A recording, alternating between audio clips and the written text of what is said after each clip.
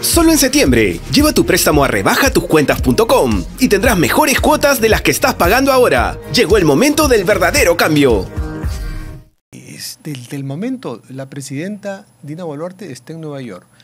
Pidió al Congreso el permiso para poder viajar justo unos días antes de que, por un incidente que el sistema local de Naciones Unidas hizo una carta en defensa de la Junta Nacional de Justicia, que es en estos momentos la bestia negra en la mayoría congresal, hubo un embate contra Naciones Unidas y los organismos multilaterales que, si Dina Boluarte se hubiera demorado unos días, de pronto no le daban el permiso. Entonces, vaya ironía, ahora Dina Boluarte está en las Naciones Unidas y, como buscan todos los presidentes, al menos en su primer año de gobierno, ya tuvo su discurso ante el fondo ese bloque de jade de la Asamblea General de Naciones Unidas. Para hablar de esto estamos con un internacionalista que ustedes conocen muy bien. Gracias por venir, Farid Cajat. Gracias por la invitación. Farid, ¿no te parece una ironía esto que en pleno embate contra el multilateralismo y el globalismo encarnado en el Congreso, la presidenta esté en la Asamblea General? Sí, yo hubiera esperado que un gobierno que tiene no solo 49 muertos a cuestas, sino muertes por las cuales se niega a responder. La presidenta sigue culpando en eventos públicos a los propios fallecidos por la tragedia, y que además está en pleno proceso en mancuerna con el Congreso, porque ella no objeta las decisiones del Congreso teniendo la capacidad para hacerlo, acabando con la división de poderes, le hubiese convenido ir con perfil bajo o no ir simplemente. Pero lo que ya es, digamos, tragicómico, es que vaya en un contexto en donde los congresistas, sobre todo la mayoría del Congreso, fundamentalmente conservadora, se comporte como Sansón, tirando abajo la casa con ellos adentro, ¿no? Porque lo último que necesitas, teniendo ya una mochila tan pesada, es que el Congreso aliene a la OEA, aliene a Estados Unidos, aliene a la ONU.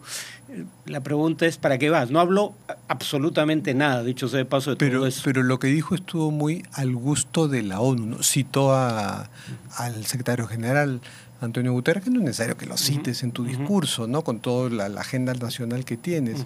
Habló de los objetivos de desarrollo sostenible, de la Agenda 2030, o sea, fue un discurso para la ONU. Los otros presidentes hablaron de lo suyo. ¿No sentiste eso, que se acomodó a las Naciones Unidas? Es que, ¿qué puedes decir dado el bagaje que cargas a cuestas políticamente hablando, ¿no? Por ejemplo, hizo una propuesta para enfrentar juntos, o sea, para que haya cooperación internacional para enfrentar el fenómeno del Niño, que así como había afectado al Perú ahora, pronto afectará a otros países también. Si ella intentara, por ejemplo, liderar esa propuesta que formuló hoy día ante la Asamblea General de la ONU, no hay forma de que ella intente salir a la escena internacional para presentar esa propuesta sin que se toquen simultáneamente los temas de la relación del Perú con organismos internacionales, la división de poderes en el Perú, los derechos humanos.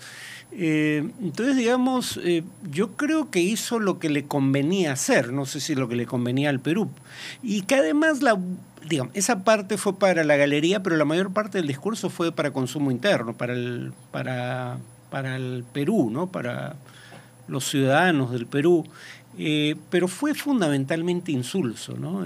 Claro, hubiera sido peor aún si intentaba defender su gestión en la crisis de diciembre y enero. No, ni lo mencionó. Ni lo mencionó, claro. Más bien se presentó como mujer, con lo que el tema de igualdad de género, que no le gusta a los conservadores, estaba dicho solo con subrayar ella, y también subrayó el quechua, ¿no? Como respeto a los pueblos indígenas.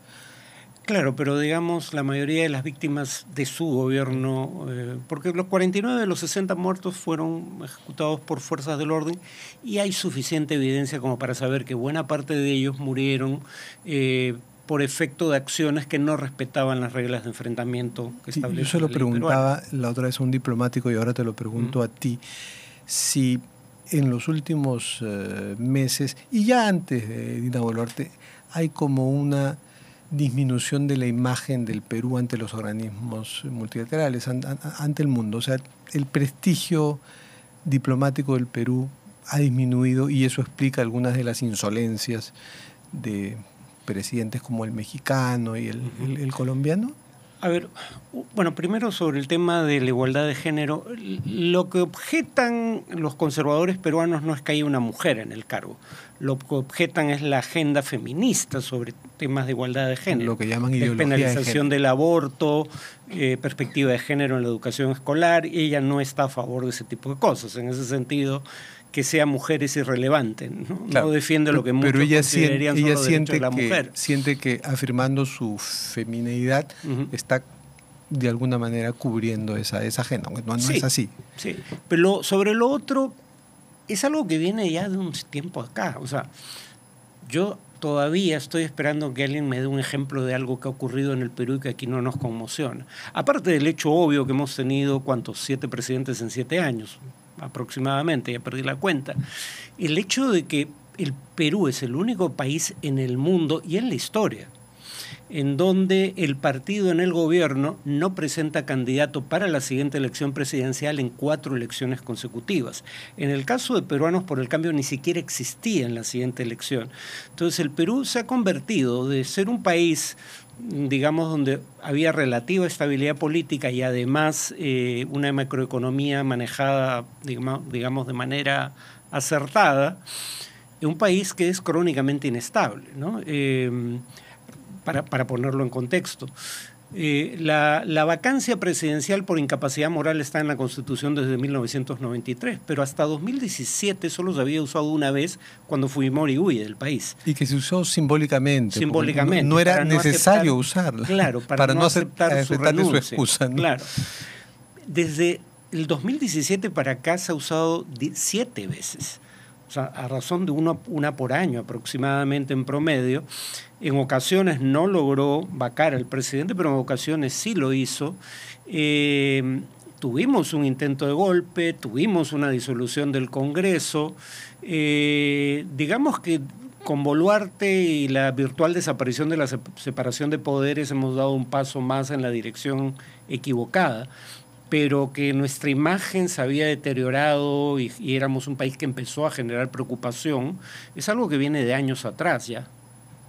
Y eso tú ves que puede explicar de alguna forma estas insolencias, esta falta de respeto, o eso es más la personalidad de esos presidentes. Yo diría lo segundo, sobre todo en el caso de López Obrador. O sea, como nosotros no seguimos la política exterior y la política interna de México, no nos dimos cuenta que lo que hizo con nosotros no nos hacía especiales. López Obrador hace eso con todo el mundo, enemista presidentes de distintos países, le pide al rey de España que pida perdón por las atrocidades del colonialismo, le pide a China que reconozca que los precursores químicos que se utilizan para producir fentanilo, que luego se venden en Estados Unidos, provienen de China y que debe contenerlos, y más aún que, cosa que aparentemente es falsa, que buena parte del producto final va directo de China a Estados Unidos a través de México, pero no se fabrica en México. Ya, nosotros pisamos el palito, digamos que nosotros... Sí, y además, como ha ocurrido, eventualmente enfila sus baterías en otra dirección. En el caso de Petro es más el tema de que es propenso a la hipérbole. A veces dice lo correcto, pero termina la expresión con un adjetivo fuera de lugar, ¿no? Y ahí es donde se meten problemas. Entonces, si bien yo creo que muchas de las críticas que se formulan contra este gobierno desde fuera son correctas, la de cuestionar la legitimidad de origen negando el golpe de Estado que perpetró Pedro Castillo era algo totalmente fuera de lugar, que es lo que hicieron tanto Petro como López Obrador. Veamos un extracto de la presentación de Dina Boluarte ahora en el debate en la Asamblea General. Vengo del Perú, un país con una enorme historia y riqueza cultural, que ha sido cuna de la civilización en nuestra América y cuya conducción asumí con firmeza y valentía aquel 7 de diciembre, enfrentando un golpe de Estado en medio de una crisis política y social que hemos sabido superar en el marco de nuestra Constitución. El Perú renueva su compromiso de seguir contribuyendo a la paz, al desarrollo, al cuidado del medio ambiente. Lo hemos hecho durante nuestra presidencia en la Comunidad Andina. Lo estamos haciendo desde la Alianza del Pacífico y lo continuaremos haciendo el próximo año desde la presidencia del Foro APEC. Seguimos firmes en nuestro proceso de adhesión a la OCDE, en nuestra participación en la Alianza de las Américas para la Prosperidad Económica, la APEP, y hemos iniciado nuestra aproximación a la Asociación de Naciones del Sudeste Asiático, ASEAN, con miras a ser socios en el desarrollo. Reitero así mi invitación a todos los países y a sus economías a seguir invirtiendo y confiando en el Perú. El Perú es un país de esperanza. Volvemos con Farid Kajat. Y bueno, en este extracto que hemos escuchado de la presidenta, pues siempre lo que decía, ¿no? Era más para nosotros y para justificar su viaje, ¿no? Sí, pero digamos, honestamente más importante que su discurso probablemente sea el encuentro con Boric, el presidente de Chile, ¿no? Primero porque Boric fue fundamental para que finalmente se transfiriera la presidencia pro tempore de la Alianza del Pacífico a Perú, como correspondía. Sí, ciertamente. En segundo lugar, porque con el gobierno de Boric tuvimos un conflicto limítrofe en materia migratoria, que finalmente se resolvió con ayuda, curiosamente, de Nicolás Maduro. Pero entonces, digamos, ahí sí hay temas de agenda sustantivos, claro, que podrían Chile ser de siempre interés. Los hay. Recuerdo que un diplomático me contó que en una reunión Pedro Castillo con Boric se quedaron los dos solos y los diplomáticos peruanos espantados. ¿Qué habrán tratado en esa reunión? Bueno, espero que ahora sí haya alguien, la canciller, haya acompañado a Dina Boluarte. Más bien, hubo un incidente con Petro, el presidente colombiano, del que hablamos hace un rato, que veámoslo, porque parece que eso estuvo muy, muy interesante y animó la Asamblea General. Podemos ver el extracto de la presentación del presidente Petro. President of the Republic of Colombia, and invite him to address the Assembly.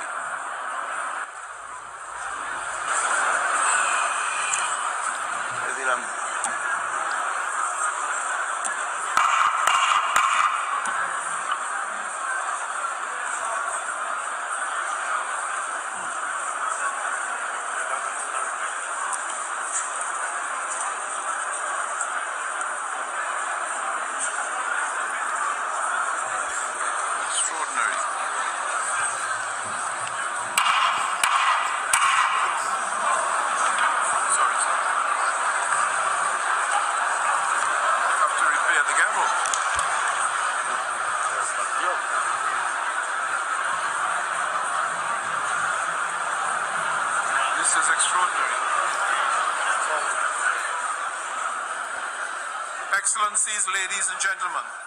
Sí, bueno, no queda claro qué pasó ahí, ¿no? Digamos que no ha alienado suficientes gobiernos como para que haya una estampida en la ruta hacia la salida mientras hablaba él, pero sí ha alienado a algunos. Como digo, es dado a la hipérbole. O sea, por ejemplo, hace una crítica al desfile policial en el Perú que fue francamente innecesario y parecía tener propósitos amenazantes, pero hasta ahí no había mayor problema, pero termina haciendo una comparación con la Alemania de Hitler. Está hablando de, digamos, el presidente Ortega, un dictador en Nicaragua, pero compara algunas de sus acciones con Pinochet. Esa coda, ese final, siempre termina metiéndolo en problemas. O sea, es un tipo que no mide las consecuencias de sus palabras. Digamos que Aníbal Torres hubiera podido estar ahí con Petro. Bueno, Aníbal Torres era peor aún, ¿no? Además, creo que Aníbal Torres tenía vocación de pirómano. Creo que a veces se daba cuenta de lo que decía y las posibles implicaciones, pero no parecía preocuparle. Algo que me provoca preguntarte es que últimamente, a raíz de la crisis de inseguridad que tenemos, se está hablando de proyectos de ley de terrorismo urbano. Escuché a Bukele en la... ¿Escuchaste a Bukele en la asamblea? Vi la parte donde defiende su modelo de seguridad. Claro. Y habla de terroristas, porque en El Salvador llaman terroristas a los delincuentes, ¿no? Es una reivindicación de muchos de populismos radicales de derecha el poner el mote de terroristas a los delincuentes. No, eso es, hasta ahora es una decisión básicamente salvadoreña, que claro, si permanece bajo, digamos, la competencia de organismos internacionales, le va a traer problemas. Porque si bien es cierto que, como se decía en la entrevista anterior, digamos, la intención de causar zozobra entre la población es un elemento que define el terrorismo, violencia que busca causar zozobra, pero ya no voy a discutir el tema legal, ¿no? Cómo debiera tipificarse no es mi área.